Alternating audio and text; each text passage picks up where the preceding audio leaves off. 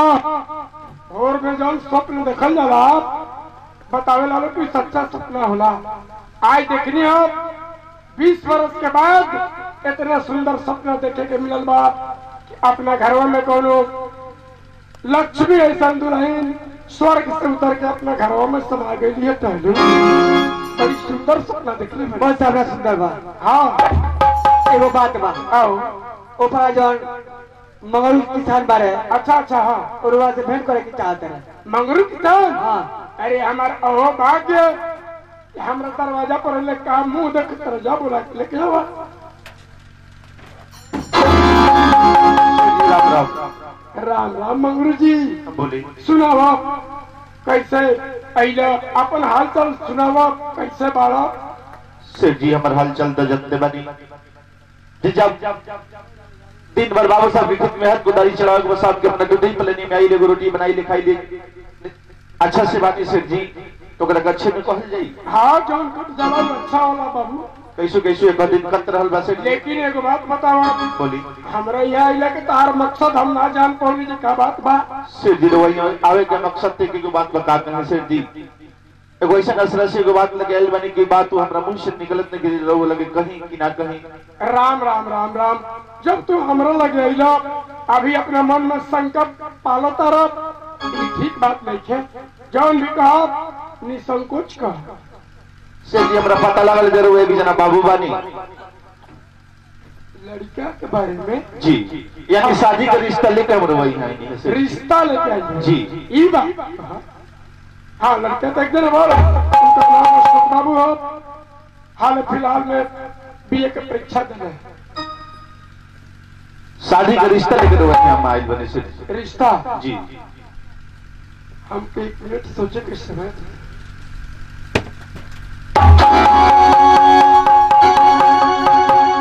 जमीन पर रहे वाला आदमी आसमान के ख्वाब देखे लगे।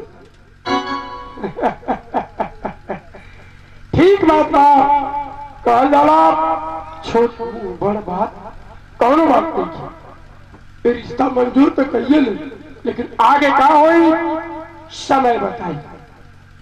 मंगरू किसान हाँ सर जी बोली रिश्ता हमरा मंजूर बा लेकिन कुछ बात बा हम कहलू से बतियाए। ठीक बटालू से बतियाए बतियाई कहलू आए तार तो जानकारी बा कि हमरा लड़का के शादी करे के या दान दहेज के कोनो बात देखे चलावे कोनो बात नहीं चलाओगे। तू सरका बात तू जानता रहे कि हम के उससे रुपया के ब्याज ना लीजिए ना लीला जानते ये दो चीज का हम बिल्कुल खिलाफ हैं। लड़का के ब्याह बा ई बड़न गरीब आदमी दिहन कहाँ से लेकिन तार तो जानकारी बा कि हम अशोक के पढ़ौला बनी 5 लाख रुपया खर्चा कर। हाँ हाँ ये बात बा बात सही है। तो जब सही बात फैशन के जुग बा दहेज वाला कोनो बात नहीं के कोनो बात नहीं है बबुआ आजकल के लड़का लोग गला खाली लेके चलो कोनो खातिर एगो सोना के चैन चाहिए चाहिए दूसर का बात हाथ में समय देख के घड़ी चाहिए। हाँ कभी नहीं स्कूल आई है हाँ तार तो जानकारी बा ए मेरे के युग में लड़का लोग साइकिल लेके चलो खाली बाइक पर चाहिए बाइक चलाओ चाहिए। हाँ 4 गो भाई 4 गो भाई आसू ना सब गई हमारू 5 लाख रुपया तो मिलेगी दहेज वाला कोनो बात नहीं ना। 4 और बात बा एगो बात हमरो मानी एगो बात मानी और 4 गो बात मान ले मानी हमार मान रहा हाँ मंजूर बा अभी रिश्ता हमारा मंजूर बा मानू। हाँ हम ये कुछ ना देव सर कुछ ना मिली तू हमारे 4 गो बात मान लो हम तारे गो मानी तो हमें कुछ ना दी ओकरा बाद जब तू कहता तारा के बचपन से अपने घरे पल्ले बने हमरे के यहाँ नौकर के काम करता रहो। हाँ तार बात मानल जरूरी बा रिश्ता होई हाँ रिश्ता हो जाके व्यवस्था कर सुना रिश्ता में बात बा कि लड़की पढ़ल लिखल चाहिए ओकर आचरण विचार व्यवहार सही होना चाहिए सुंदर चाहिए कोई सल लड़की चाहिए हमें लड़की सुंदर बिया, खूबसूरत बिया, हाँ बहुत बढ़िया लड़की बिया। टहलू देखले बड़ा। हाँ अच्छा लड़की ना सुंदर बिया, पढ़ल लिखल भी है। रोज भारत अच्छी रहती है।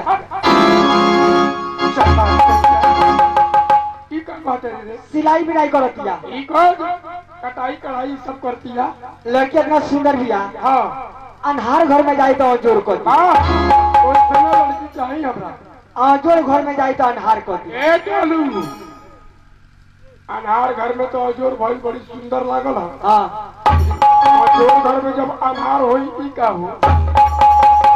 कहीं कहीं अनहार हो जाता, मतलब अगर लड़की बढ़िया भेटा गई, हाँ शिक्षित परिवार की भेटा गई, और वह घरे गई हाँ तो दू भाई होकर तो मिला के चली। मैंने उस परिवार में विभाजित हाँ मन हती बात हम धरा हाँ बस बात ही बा। ई बा। अगर लड़की दूसरा दिमाग के भेटा गई, हाँ जाते जाते एक ही घर में दूगो दुआरी खोलवा दो, अच्छा एगो चूल्हा में दूगो चूल्हा जलवा दो, ये अनहार कहल जाला। बाबू ओ तरह के लड़की हमारे घर में ना तो वैसा नहीं है। तो सुनो रिश्ता मंजूर हो गए, मंजूर हो गई, 21 के बराती है कैसे करा जाए? अपन तैयारी करी सेठ जी और रिश्ता हमरा मंजूर बा। रवधन आदमी से जी हमरे से गरीब आदमी करे वो उठा लेनी। गरीब का उठोले बानी, अरे वाके भगवान उठा। अरे टहलू बा ते बोलते बोलते क्या बोल जालूस तोरा कुछ पता नहीं चलेला। हाँ? अच्छा मंगरू जी रविवार को तैयारी करे, 21 तारीख के दिन पक्का होगा रिश्ता हो।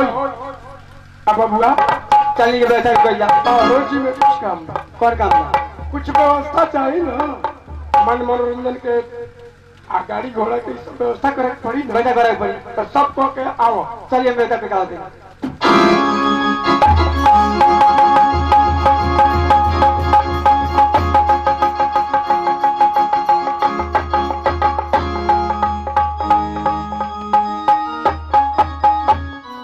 मुख्तार भाई वो, मुख्तार भाई वो, ए क्या भाई वो, क्या बारी करे? क्या हो? आ मौर का घर बराता वाला बा। ठीक बा तने। ए मौर का हम भीतरी देखा था, तू बाहरी देखा। हाँ टहलू तो अंदर के जितना भी काम बा तू देखा, अब बाहर वाला काम जो हम बात बन सका ये टहलू टहलू। लेकिन एगो बात बाबू तार से कहूँ, ये पंडित जी की खबर दे दी है तो दले बड़ा। पंडित जी गई बाबा जी की, पंडित जी गई बाबा जी की, बाबा जी की। अरे ये तो सब हमारे दिमाग में चाट घली। लेकिन अच्छा ये बताओ पंडित जी के समय नहीं खे, तू तो पंडित जी के संग रहल बड़ा, रहल बानी खाए खाती। तू यो चारों सब नहीं खा जाना। मोटरिया धोत रहा मंगन। हाँ तो कैसे करा दो उसका आगे। गाय के गोबर महादेव नालिका सखी हो नालिका।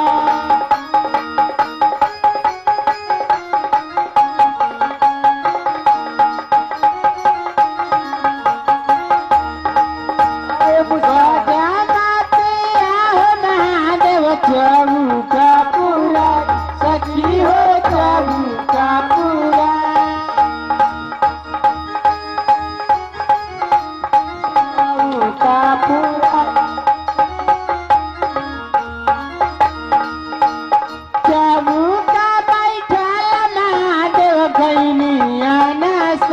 सखी हो गई नासा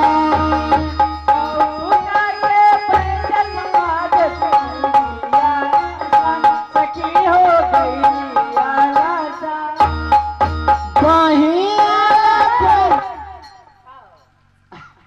चुकी से बड़ा हो गई बियाह शादी करार का बूढ़ हो गई। अच्छा वही करार को पोलो हो रही जाए बड़ा छऊ।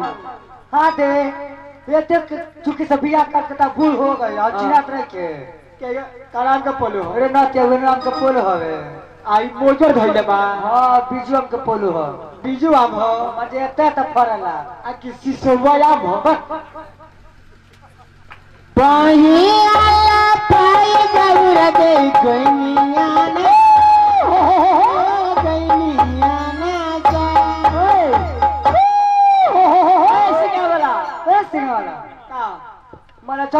दुआर पर चल गइलो। हाँ दे तहार व्यवस्था बा ओ दे बगीचा में ओए बसवारी में ऐसी नहीं क्या ना बात में दुआर ले चलिए नहीं सो आए हम ही बानी का बात बा आगे तो पूजा कराई बारात के रहे के व्यवस्था खरियानी है बा ओ जी बा तो तार लोग के बीच में रह के ना चाहिए तो बताओ चाहिए है जगह बारात दुआरिया में ले चलिए नहीं जोड़ के अच्छा तो ठीक है ना बा अच्छा भाई कि आ गए जा यही लगे द्वार पूजा हो जाए तो पूजा जब बरियतिया गोयरवा आइले हो डर डर फूटे लायावा जब बरियतिया गोयरवा आइले हो भर भर फूटे लायावा जब बरियतिया गोयरवा आइले हो डर डर फूटे लायावा काटा के जियार तेराई गईले हो जत से पटी मंगरू काका के हियारा डराई गईले हो कसे बचे जत हम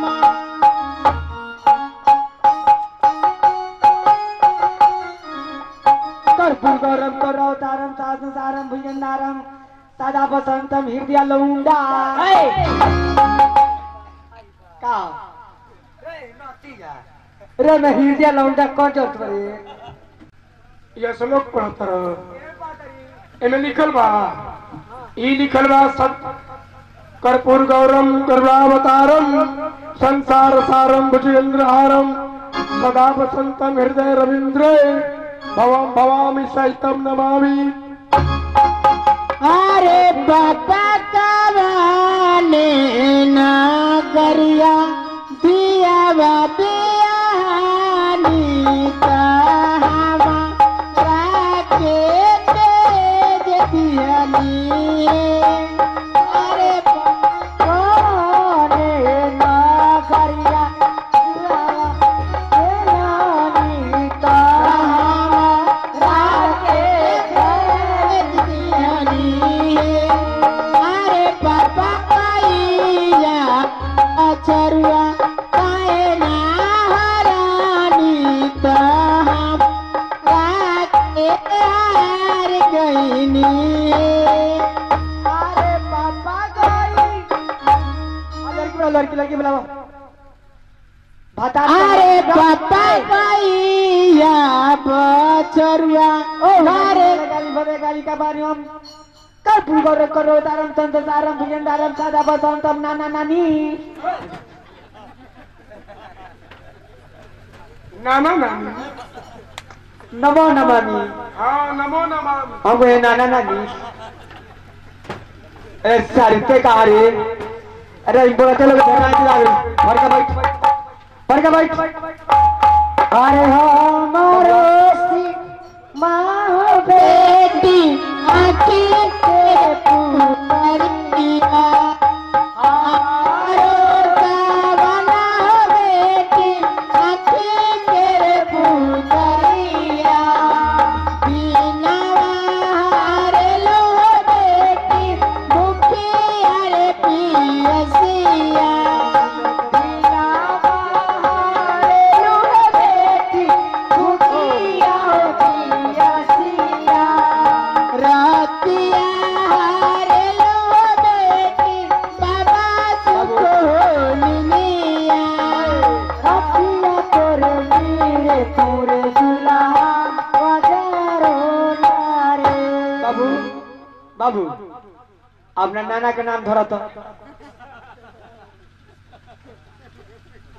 ए मले छौ बियाह शादी में चौका पर नाना नानी के बिना कौन जरूरत बा मौलवी ने कहा आई पानी गढ़ा के विधि करेगा बा लड़की के भाई के बुलाओ जाओ ए पंडित जी जल्दी जल्दी बेच पढ़ाए ए टहलू तू तो जानता है लड़की के सिवा हमरा आगे पीछे के रुबाना पानी गरम के विधि की कराई हो देखना अगर कहीं बरतिया में लड़की के भाई बने वाला हो तो पानी गरम के विधि करा दे अब हाली हाली बेदावा उतारी सुनील भैया पंडित जी अब हाली हाली बेदावा उतारी सुनील भैया पंडित जी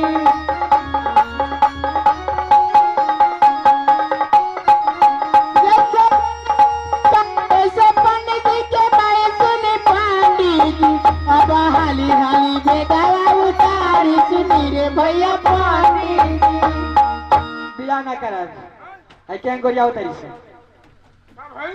कह दे सर जे जिनेरा कायो सब पंडित जी कमाई बड़ा रुआ बुर्बक वानी महाराज हाँ रवा मुझे चाहिए ई शादी विवाह मर्यादा पुरुषोत्तम श्री रामचंद्र जी के जब शादी होके गई जनकपुर में वहाँ के शादी में सखी सहेली लो बड़ा गाड़ी गाऊंगा वहाँ के बड़ा प्रेम से गाड़ी सुननी आ ये गाड़ी के माख ना कोई जला ये गाड़ी बड़ा प्रिय गाड़ी तो हम गाड़ी जानता है का जानता है हाँ हम जानता है जैसे उठिया के धुआ वैसे जिंदगी के धुआ सुनी पंडित जी अब हाली हाली बेदावा उतारी सुनी रे भैया पंडित जी हमार सुनो सुन जैसे पासा के कोई वैसे पंडित जी के बहे सुनी पंडित जी अब हाली हाली बेदावा उतारी सुनी रे भैया पंडित जी जैसे परवा के खून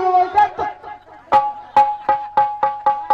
आई बाप अरे आज मना के बाप भाग था भैया एक दिन माना बनी रवा नानू गावे के अरे पंडित जी बनल बनी पंडित आई करी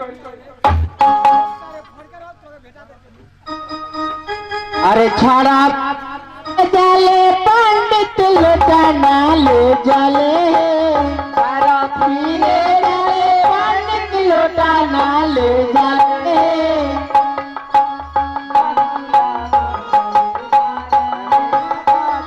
आनर बकुला पटके गाड़ा ले लाए आनर बकुला पटके गाड़ा ले लाए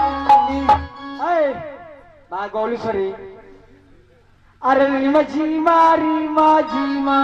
तेरा बारी साले हो रीमा तेरा बारी साले हो अब आंगन में लागी गोइले आई रे माना धीरे धीरे अब आंगन में लागी गईले काई रे माना धीरे धीरे अरे परिवार चलली रे सिनरे धर्मेंद्र पानी भरे चलारी रे चिनरो बांका के बहिना सिनरो गाया के बहिना सिनरो अब कानावा गईले बिछन लाई रे माना धीरे धीरे चावल धूपल अइले बंकाए बहिना आवला धूपला पहले जितेंद्र भैया लड़के भाई बोला जाए पर कोना कर जा का तू तो जानता रहे लड़की के सिवा हमारे आगे पीछे की हुआ ना पानी ग्रहण के विधि की कराई हो देखना अगर कहीं बरतिया में अगर लड़की के भाई बने वाला होके तो पानी ग्रहण के विधि करा दे काजी सर जी देखी का सिखाई बार हाँ दे तोर उधर खाती तू ही भाई बन जा पन ग्रहण करा दे बात ए पंडिया जी बनिया लड़कियां भाई को बनिया तो का भाई जाए एकर कोनो बने तनी बोलाई के प्रत्यान भाई होके तो बन जा तारा से होई दिन कहानी ई शादी जितना सस्ता भइल बा उतना महंगा पड़ी एक कहानी नु तारा अगर यह बात रहे तारा हमरा से बताओ ना का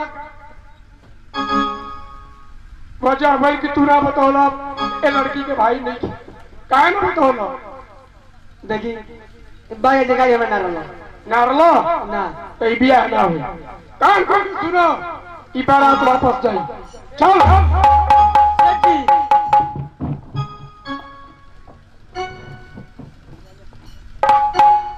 ई बारात वापस ना जाई बोला लड़की के भाई हम बने हाँ?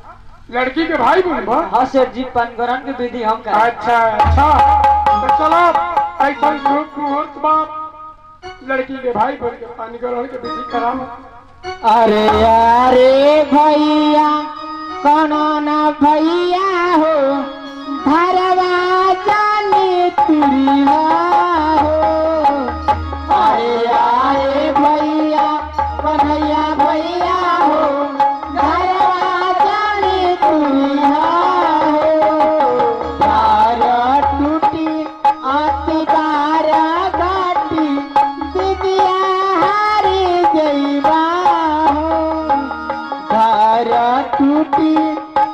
दीवारा घाटी दिलिया हारी जइबा बोला जल्दी सिनुदान के विधि कराओ सर।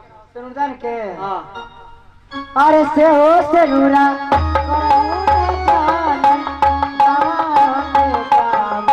अरे जे हो सेनुरा कराओ ना जाने गंवारा के जमल अरे से हो सेनुरा कराओ ना जाने तोहार ले जाम अरे से हो सेनुरा कराओ ना जाने गंवारा के जमल तोहार ले जाम विदाई जल्दी कराओ लगा नहीं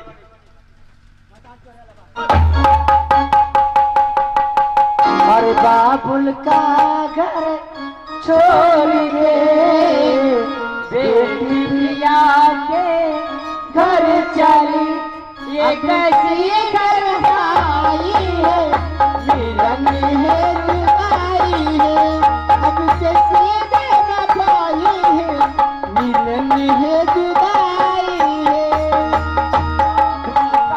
घर छोड़ के बेटी पिया के घर चली घर आई है मिलन है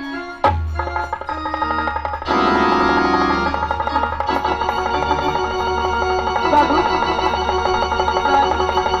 सीमा बाबू सीमा बाबू मैं छोड़ के चल गया बाबू सीमा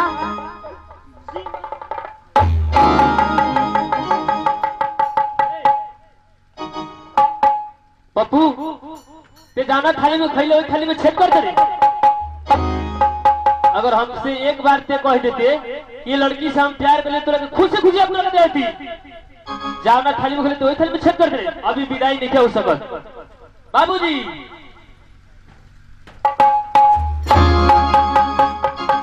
बोलो बाबूजी अभी विदाई नहीं हो सकत। विदाई जी बाबूजी। शादी हो गई सब कुछ खुशी खुशी हो गई विदाई में कौन लेकिन मुझे विदाई ना होगी हो बाबूजी ये लड़की से एकरा कोनो चक्कर चल रहा बा यही से विदाई नहीं हो सकत। हाँ तू क्या कहता रहा सो हाँ बाबू जब अपना आँखी से देखा था। अच्छा हम पूछिए कन्हैया एक कन्हैया क्या बड़ी आसरा से बड़ी अरमान से उठा के लिए नहीं कि तू हमारे जीवन के बुढ़ापा के छड़ी बनवा लेकिन आज तू जौन थाली में खैला वही में छेद कर देगा। अगर तारा ये बात रहे तो तारा हमसे बताओ कहीं कि सेठ जी ये लड़की हमार प्रेमिका ब्याह तहार हो अशोक के नाम। सेठ जी ये कौन लड़की से हमारा चक्कर ना चल रहा सेठ जी ये हमारे बहन नहीं और कहले रहने में कि जब तक जीवन रही तब ले तारा बहन कम खोज के मिलवा दे तरह से। अच्छा ये लड़की तहार बहन है। हाँ सेठ जी ये मेला में हमारे मामा ले देखा तब भिला गई सेठ जी। अच्छा बहुत सुंदर बात मंगरू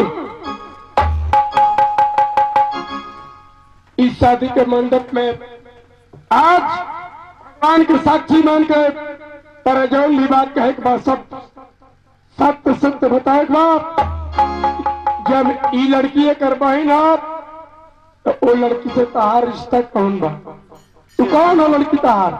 सेठ जी जौन भी बात कहे नीचे धरती मई ऊपर भगवान के साक्षी मान के सब पंच बैठल बा सारा लोग के साक्षी मान के जौन कहे तुम सत्य कहे ओकर सिवा। सेठ जी बोलो एक समय के बात है कि गांव के लोग जात रहे सोनपुर मेला नहाए खातिर। सेठ जी हम अपना मन में विचार बनौनी गांव के लोग संग चल दनी हम सोनपुर मेला नहाए खातिर। जब तक हमने के मेला में प्रवेश करी तब तक रेडियो से अनाउंस भेल सेठ जी अच्छा कि मेला वाला यात्री भैया सावधान हो जाई मेला में जौन सर्कस आइल बा ओइमे के बाद अपन पिछला टूर के मेला में प्रवेश कर चुकल बा। अच्छा सेठ जी सारा लोग एने ओने लागल भागे भागते भागते जब हम कुछ दूर पर गए नहीं तो ये रास्ता में लड़की गिरल पड़त रहा है सेठ जी। कहा ये लड़की रास्ता में गिरल पड़ रहा है, कोई इसे उठा के लिए नहीं हम सेठ जी। ये लड़की के ये लड़की तार अपन लड़की ना सेठ जी, ये हमारे धर्म की लड़की है। ये अनाथ लड़की के उठा के लिया तो अपन धर्म के बेटी बनौला। हाँ सेठ जी। मंगरू एक कलयुग में तू इंसान के रूप में एगो देवता बना। धन्यवाद हार विचार और धन्यवाद हार आचरण कि तू दूसरा के अनाथ लड़की और लड़की के ले आके अपन धर्म के बेटी बना के आज पर शादी को देना है। बाबू अगर हमसे कोई गलती हो गई तो तू हमको क्षमा कर दी है।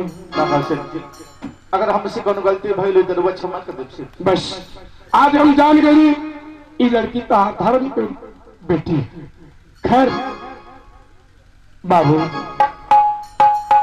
तारे का कुछ गुस्सा में कह देनी, हमारे बात के बुरा मत मनिया, हम तरफ से क्षमा चाहते हैं। पप्पू इतना बहन मेला में बिछड़ गई, जा अपना बहन से मिलो और जल्दी विदाई का रस्म पूरा कराइए।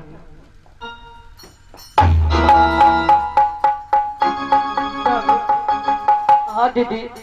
मामा बाबू मामा तार लगे नहीं खो ना बाबू मामा हमारा लगे नहीं खो बाबू मुँह में तरिया लाग तरह हमनी के मामा पागल नारा लगे, पागल ऐसा लागत रहे।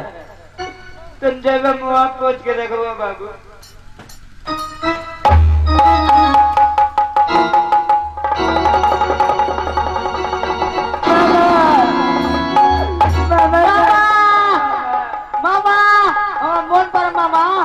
तू ही मामा बोला के लिए लोग कहला कि चलो पप्पू तरह के पढ़ा लिखा के इंजीनियर बनाए और सीमा के डॉक्टर बनाए। मामा मामा तार सीमा मामा मामा तार पप्पू जंगल में ले गए लो मामा, छोड़ के चल गए लो मामा।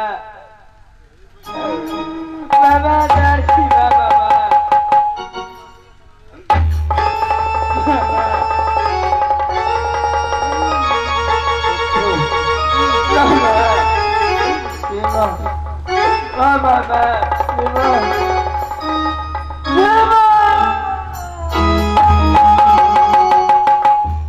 तब के बिछड़े हुए हम आज कहाँ आके मिले। कब के बिछड़े जैसे साथी की कोई प्यासी घटा छाटो मिले। कब के बिछड़े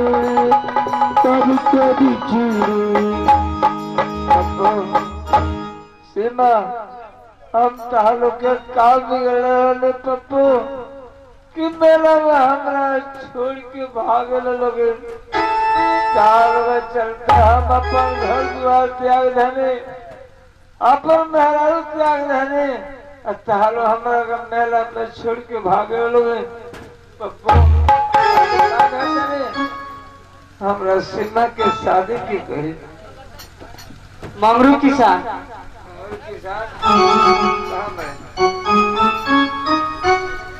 भैया हम बहुत बड़ा पापी बने, हम बहुत बड़ा अपराधी बने। हमें अपराध के क्षमा रोज मानते नहीं, राव एहसान हम जीवन में कबो न भूलें।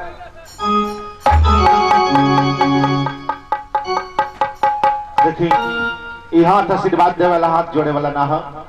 जब समय के अनुसार रोवा जब आ गई तो अपना हाथे अपना भगनी के विदाई करी, इससे भाद्रा होने वाला बा। हे मंगरू जी अरे विदाई उसमें पूरा कराई, भाद्रा हो जाए तो कोनो फायदा ना हुई।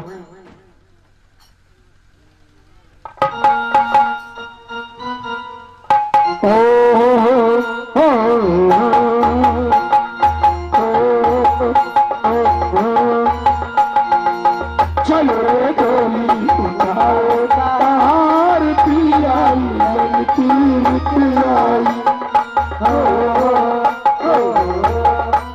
पी के नगरी ले जाओ कहाँ पिया मिलन की ऋतु आई, पिया मिलन की ऋतु आई।